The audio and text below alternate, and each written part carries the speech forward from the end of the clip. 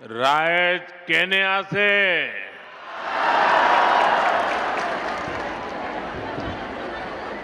आपुना लुकोलोय मोर आंतरिक मोरम आरु श्रद्धा जाजिसो असम के गवर्नर लक्ष्मण प्रसाद आचार्य जी, मुख्यमंत्री हेमंता बिस्वा शर्मा जी, केंद्र में मेरे सहयोगी और यहीं के आपके प्रतिनिधि असम के पूर्व मुख्यमंत्री सर्बानंद सोनोवाल जी, असम सरकार के मंत्रीगण, सांसद, विधायक, अन्य महानुभाव और विशाल संख्या में आए हुए हम सबको आशीर्वाद देने के लिए आए हुए मेरे सभी भाई और बहनों, जितने लोग पंडाल में हैं उससे ज्यादा मुझे वहां बाहर दिखते हैं।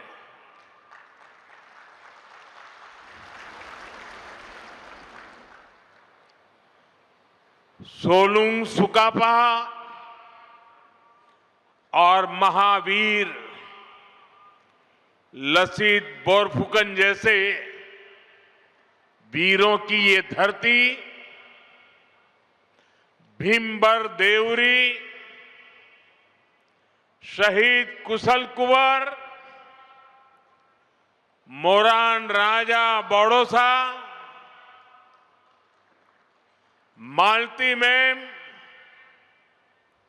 इंदिरा मिरी, स्वर्गदेव सर्बानंद सिंह और वीरांगना सती साधनी की ये भूमि मैं उजनी असम की इस महान मिट्टी को श्रद्धापूर्वक नमन करता हूं।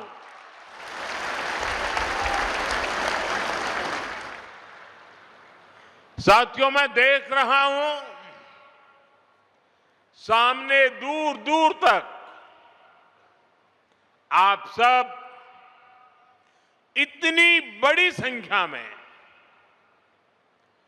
अपना उत्साह, अपना उमंग, अपना स्नेह बरसा रहे हैं और खासकर मेरी माताएं बहनें इतनी विशाल संख्या में आप जो प्यार और आशीर्वाद लेकर आई हैं, ये हमारी सबसे बड़ी शक्ति है, सबसे बड़ी ऊर्जा है, एक अद्भुत अनुभूति है। मेरी बहुत सी बहनें असम के चाय बागानों की खुशबू लेकर यहां उपस्थित है। चाय की ये खुशबू मेरे और असम के रिश्तों में एक अलग ही एहसास पैदा करती है। मैं आप सभी को प्रणाम करता हूं। इस स्नेह और प्यार के लिए मैं हृदय से आप सबका आभार व्यक्त करता हूं। साथियों, आज असम और पूरे नॉर्थ ईस्ट के लिए बहुत बड़ा दिन है। नामरूप और डिब्रूगढ़ को लंबे समय से जिसका इंतजार था, वो सपना भी आज पूरा हो रहा है। आज इस पूरे इलाके में औद्योगिक प्रगति का नया अध्याय शुरू हो रहा है। अभी थोड़ी देर पहले मैंने यहां अमोनिया यूरिया फर्टिलाइजर प्लांट का भूमि पूजन किया है। डिब्रूगढ़ आने से पहले गुवाहाटी में एयरपोर्ट के एक टर्मिनल का उद्घाटन भी हुआ है। आज हर कोई कह रहा है असम विकास की एक नई रफ्तार पकड़ चुका है। मैं आपको बताना चाहता हूं, अभी आप जो देख रहे हैं, जो अनुभव कर रहे हैं, ये तो एक शुरुआत है।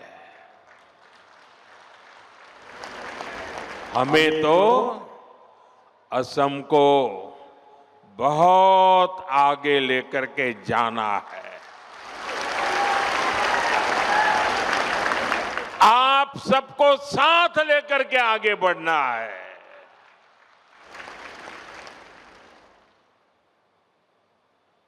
असम की जो ताकत और असम की भूमिका अहोम साम्राज्य के दौर में थी, विकसित भारत में असम वैसी ही ताकतवर भूमि बनाएंगे। नए उद्योगों की शुरुआत, आधुनिक इंफ्रास्ट्रक्चर का निर्माण, सेमीकंडक्टर्स, उसकी मैन्युफैक्चरिंग, कृषि के क्षेत्र में नए अवसर,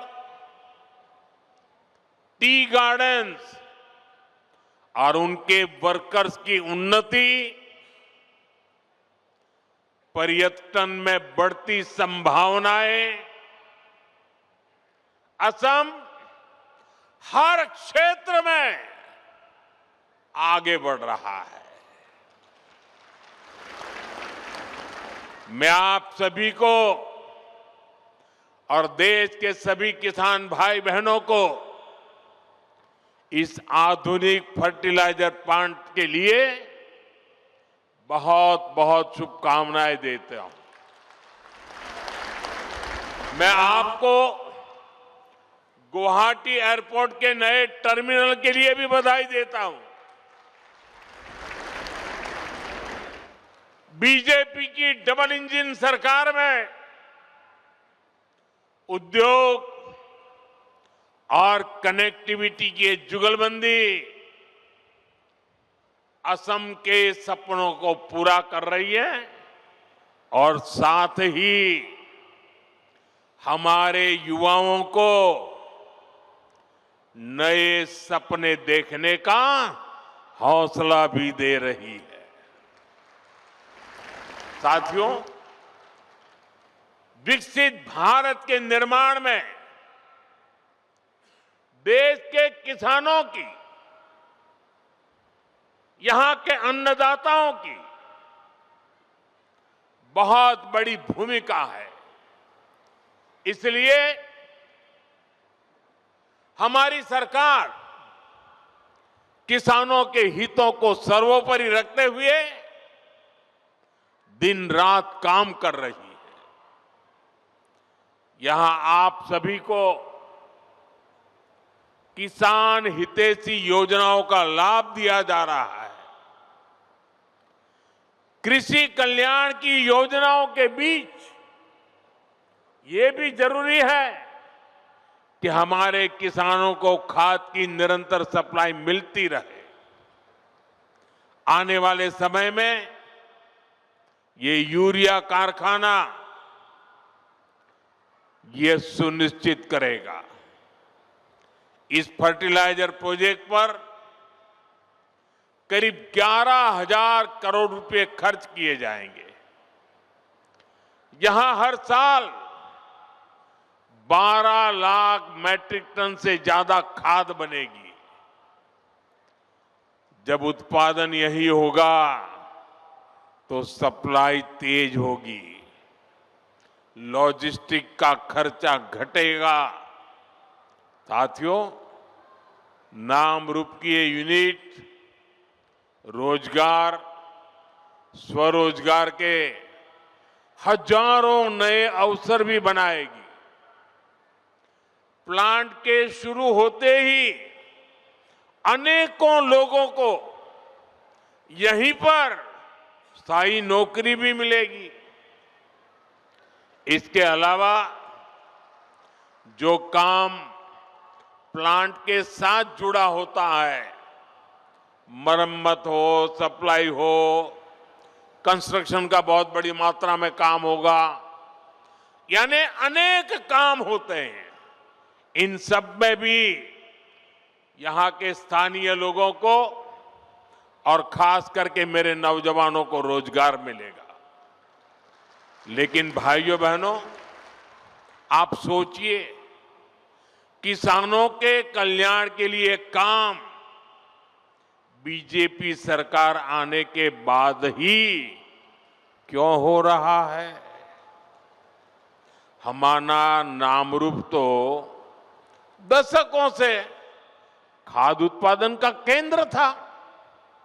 एक समय था जब यहां बनी खाद से नॉर्थ ईस्ट के खेतों को ताकत मिलती थी, किसानों की फसलों को सहारा मिलता था। जब देश के कई हिस्सों में खाद की आपूर्ति चुनौती बनी, तब भी नामरूप किसानों के लिए उम्मीद बना रहा। लेकिन पुराने कारखानों की टेक्नोलॉजी के समय के साथ पुरानी होती गई और कांग्रेस की सरकारों ने कोई ध्यान नहीं दिया। नतीजा ये हुआ कि नामरूप प्लांट की कई यूनिट्स इसी वजह से बंद होती गई। पूरे नॉर्थ ईस्ट के किसान परेशान होते रहे, देश के किसानों को भी तकलीफ हुई, उनकी आमदनी पर चोट पड़ती रही, खेती में तकलीफें बढ़ती गई। लेकिन कांग्रेस वालों ने इस समस्या का कोई हल ही नहीं निकाला। वो अपनी मस्ती में ही रहे। आज हमारी डबल इंजन सरकार कांग्रेस द्वारा पैदा की गई उन समस्याओं का समाधान भी कर रही है। साथियों, असम की तरह ही देश के दूसरे राज्यों में भी खाद की कितनी ही फैक्ट्रियां बंद हो गई थी। आप याद करिए, तब किसानों के क्या हालत थे। यूरिया के लिए किसानों को लाइनों में लगना पड़ता था, यूरिया की दुकानों पर पुलिस लगानी पड़ती थी, पुलिस किसानों पर लाठी बरसाती थी।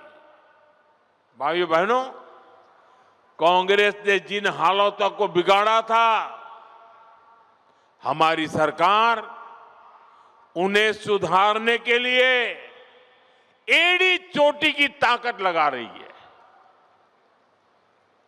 और इन्होंने इतना बुरा किया कि 11 साल से मेहनत करने के बाद भी अभी मुझे और बहुत कुछ करना बाकी है।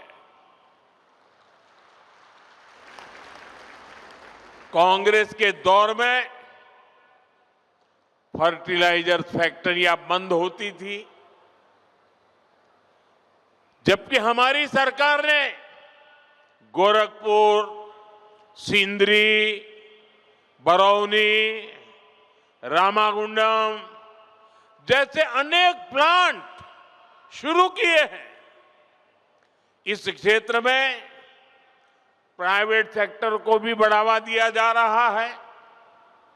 आज इसी का नतीजा है हम यूरिया के क्षेत्र में आने वाले कुछ समय में आत्मनिर्भर हो सके, उस दिशा में मजबूती से कदम रख रहे हैं। साथियों, 2014 में देश में सिर्फ 225 लाख मैट्रिक टन यूरिया का ही उत्पादन होता था। आपको आंकड़ा याद रहेगा? आंकड़ा याद रहेगा? आपने मुझे काम दिया 10-11 साल पहले, तब उत्पादन होता था 225 लाख मैट्रिक टन। ये आंकड़ा याद रखिए। पिछले 10-11 साल की मेहनत में हमने उत्पादन बढ़ा करके करीब 306 लाख मैट्रिक टन तक पहुंच चुका है। लेकिन हमें यहां रुकना नहीं है, क्योंकि अभी भी बहुत करने की जरूरत है। जो काम उनको उस समय करना था नहीं किया, और इसलिए मुझे थोड़ा एक्स्ट्रा मेहनत करनी पड़ रही है। और अभी हमें हर साल करीब 380 लाख मैट्रिक टन यूरिया की जरूरत पड़ती है। हम 306 पर पहुंचे हैं, 70-80 और करना है। लेकिन मैं देशवासियों को विश्वास दिलाता हूं, हम जिस प्रकार से मेहनत कर रहे हैं, जिस प्रकार से योजना बना रहे हैं, और जिस प्रकार से मेरे किसान भाई बहन हमें आशीर्वाद दे रहे हैं, हम हो सके उतना जल्दी इस गैप को भरने में कोई कमी नहीं रखेंगे। और भाइयों बहनों, मैं आपको एक और बात बताना चाहता हूं। आपके हितों को लेकर हमारी सरकार बहुत ज्यादा संवेदनशील है। जो यूरिया हमें महंगे दामों पर विदेशों से मंगाना पड़ता है, हम उसकी भी चोट अपने किसानों पर नहीं पड़ने देते। बीजेपी सरकार सब्सिडी देकर वो भार सरकार खुद उठाती है। भारत के किसानों को सिर्फ 300 रुपए में यूरिया की बोरी मिलती है। उस एक बोरी के बदले भारत सरकार को दूसरे देशों को, जहां से हम बोरी लाते हैं, करीब करीब 3,000 रुपया देना पड़ता है। अब आप सोचिए, हम लाते हैं 3,000 में और देते हैं 300 में। ये सारा बोझ देश के किसानों पर हम नहीं पड़ने देते। ये सारा बोझ सरकार खुद भरती है, ताकि मेरे देश के किसान भाई बहनों पर बोझ ना आए। लेकिन मैं किसान भाई बहनों को भी कहूंगा कि आपको भी मेरी मदद करनी होगी। और वो मेरी मदद है इतना ही नहीं, मेरे किसान भाई बहन आपकी भी मदद है। और वो है ये धरती माता को बचाना। हम धरती माता को अगर नहीं बचाएंगे तो यूरिया की कितने ही थैले डाल दे, ये धरती मां हमें कुछ नहीं देगी।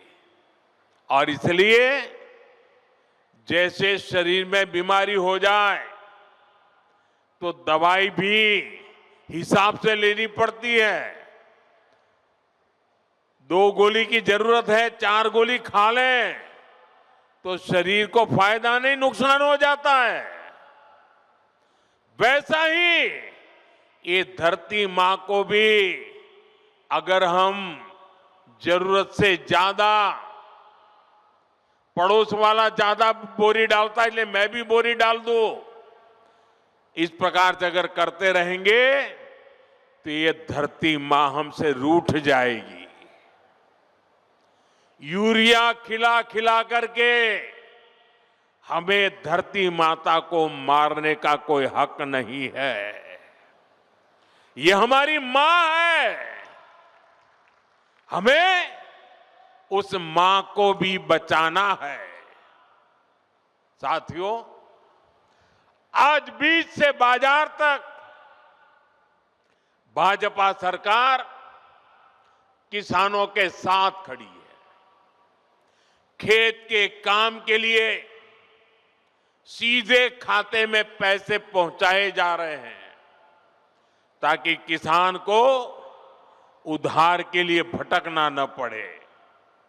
अब तक पीएम किसान सम्मान निधि के लगभग 4 लाख करोड़ रुपए किसानों के खाते में भेजे गए हैं। आंकड़ा याद रहेगा? भूल जाएंगे? 4 लाख करोड़ रुपया मेरे देश के किसानों के खाते में सीधे जमा किए हैं। इसी साल किसानों की मदद के लिए 35,000 करोड़ रुपए की 2 योजनाएं, नई योजनाएं शुरू की है। 35,000 करोड़। पीएम धन धान्य कृषि योजना और दलहन आत्मनिर्भरता मिशन, इससे खेती को बढ़ावा मिलेगा। साथियों, हम किसानों की हर जरूरत को ध्यान रखते हुए काम कर रहे हैं। खराब मौसम की वजह से फसल नुकसान होने पर किसान को फसल बीमा योजना का सहारा मिल रहा है।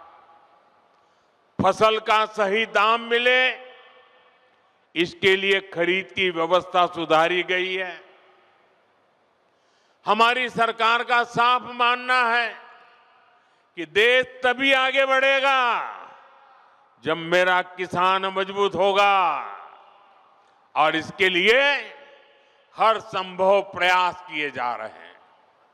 साथियों, केंद्र में हमारी सरकार बनने के बाद हमने किसान क्रेडिट कार्ड की सुविधा से पशुपालकों और मछली पालकों को भी जोड़ दिया था। किसान क्रेडिट कार्ड केसीसी, ये केसीसी की सुविधा मिलने के बाद हमारे पशुपालक, हमारे मछली पालन करने वाले, इन सबको खूब लाभ उठा रहा। केसीसी से इस साल किसानों को, यह आंकड़ा भी याद रखो, केसीसी से इस साल किसानों को 10 लाख करोड़ रुपए से ज्यादा की मदद दी गई है। 10 लाख करोड़ रुपया। बायो फर्टिलाइजर पर जीएसटी कम होने से भी किसानों को बहुत फायदा हुआ है। भाजपा सरकार भारत के किसानों को नेचुरल फार्मिंग के लिए भी बहुत प्रोत्साहन दे रही है। और मैं तो चाहूंगा असम के अंदर कुछ तहसील ऐसे आने चाहिए आगे जो 100% नेचुरल फार्मिंग करते हैं। आप देखिए, हिंदुस्तान को आसाम दिशा दिखा सकता है। आसाम का किसान देश को दिशा दिखा सकता है। हमने नेशनल मिशन और नेचुरल फार्मिंग शुरू की। आज लाखों किसान इससे जुड़ चुके हैं। बीते कुछ सालों में देश में 10,000 किसान उत्पाद संघ एफपीओज बने हैं। नॉर्थ ईस्ट को विशेष ध्यान में रखते हुए हमारी सरकार ने खाद्य तेलों, पाम ऑयल से जुड़ा मिशन भी शुरू किया है।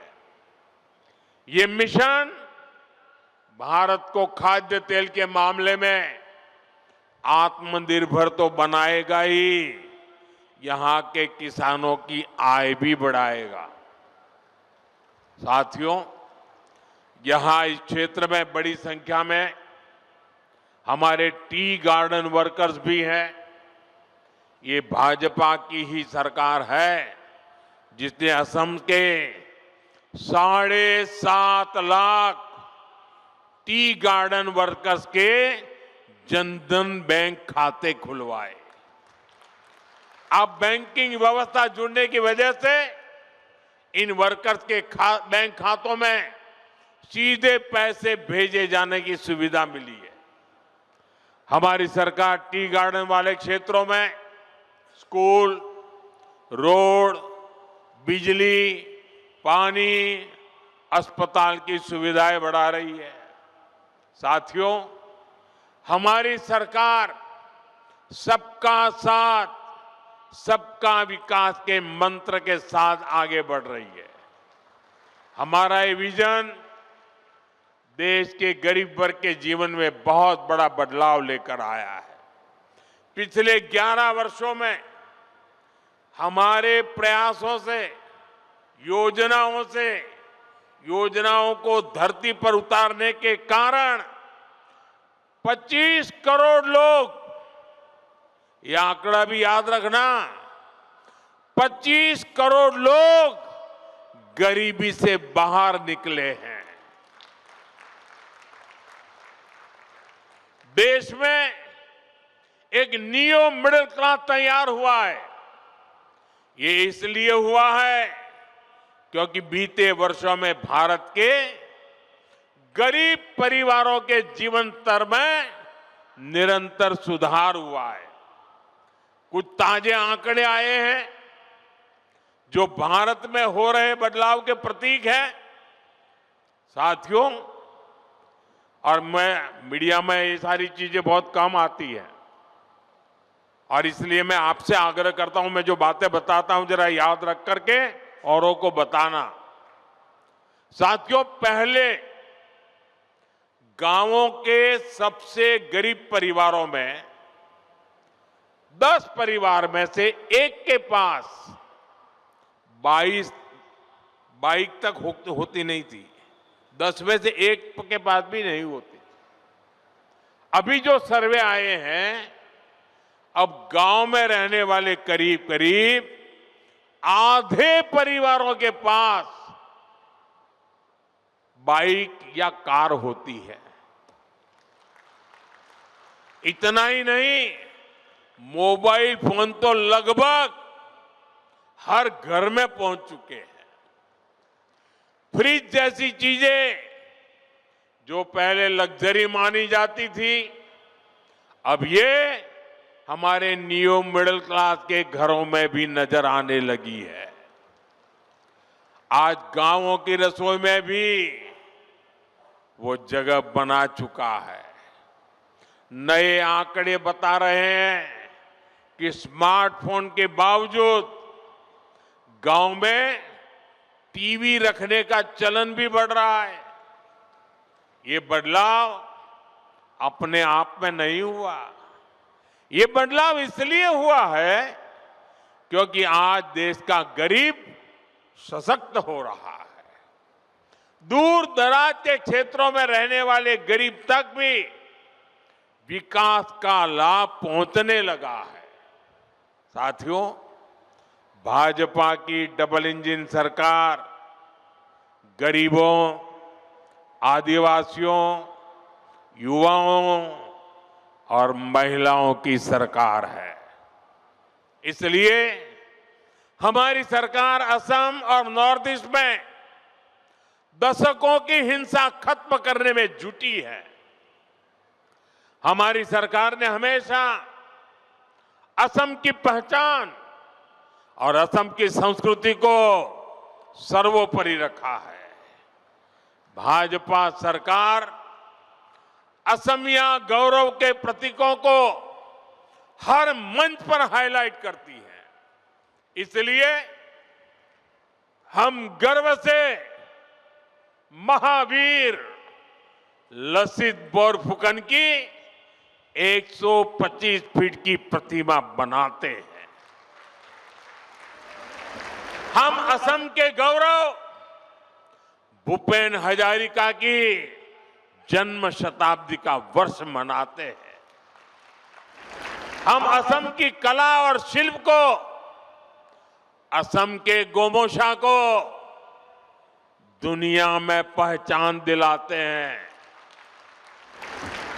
अभी कुछ दिन पहले ही रशिया के राष्ट्रपति श्रीमान पुतिन यहां आए थे। जब दिल्ली में आए तो मैंने बड़े गर्व के साथ उनको असम की ब्लैक टी गिफ्ट किया था।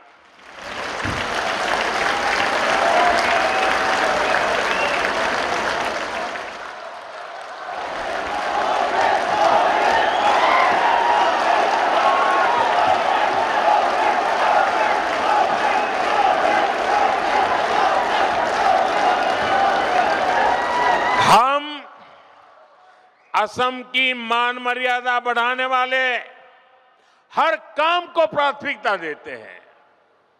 लेकिन भाइयों बहनों, भाजपा जब ये काम करती है तो सबसे ज्यादा तकलीफ कांग्रेस को होती है। आपको याद होगा जब हमारी सरकार ने भूपेन दा को भारत रत्न दिया था तो कांग्रेस ने खुलकर उसका विरोध किया था। कांग्रेस के राष्ट्रीय अध्यक्ष ने कहा था कि मोदी नाचने गाने वालों को भारत रत्न दे रहा है। मुझे बताइए, ये भूपेन दा का अपमान है कि नहीं है? कला संस्कृति का अपमान है कि नहीं है? असम का अपमान है कि नहीं है? ये कांग्रेस दिन रात करती है, अपमान करना। हमने असम में सेमीकंडक्टर यूनिट लगवाई तो भी कांग्रेस ने इसका विरोध किया। आप मत भूलिए, यही कांग्रेस सरकार थी जितने इतने दशकों तक टी कम्युनिटी के भाई बहनों को जमीन के अधिकार नहीं मिलने दिए।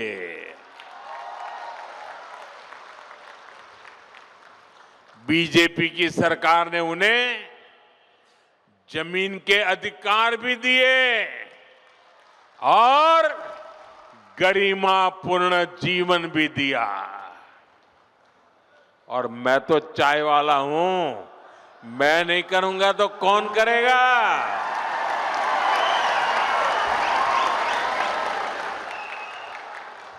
ये कांग्रेस अब भी देश विरोधी सोच को आगे बढ़ा रही है। ये लोग असम के जंगल, जमीन पर उन बांग्लादेशी घुसपैठियों को बसाना चाहते हैं जिनसे उनको वोट बैंक मजबूत होता है। आप बर्बाद हो जाए उनको इनकी परवाह नहीं है, उनको अपनी वोट बैंक मजबूत करनी है। भाइयों बहनों, कांग्रेस को असम और असम के लोगों से, आप लोगों की पहचान से कोई लेना देना नहीं है। इनको केवल सत्ता, सरकार और फिर जो काम पहले करते थे वो करने में इंटरेस्ट है। इसलिए इन्हें अवैध बांग्लादेशी घुसपैठिए ज्यादा अच्छे लगते हैं। अवैध घुसपैठियों को कांग्रेस ने ही बचाया और कांग्रेस ही उन्हें बचा रही है। इसलिए कांग्रेस पार्टी वोटर लिस्ट के शुद्धिकरण का विरोध कर रही है। तुष्टीकरण और वोट बैंक के इस कांग्रेसी जहर से हमें असम को बचाकर रखना है। मैं आज आपको एक गारंटी देता हूं, असम की पहचान और असम के सम्मान की रक्षा के लिए भाजपा, बीजेपी फौलाद बनकर आपके साथ खड़ी है। साथियों, विकसित भारत के निर्माण में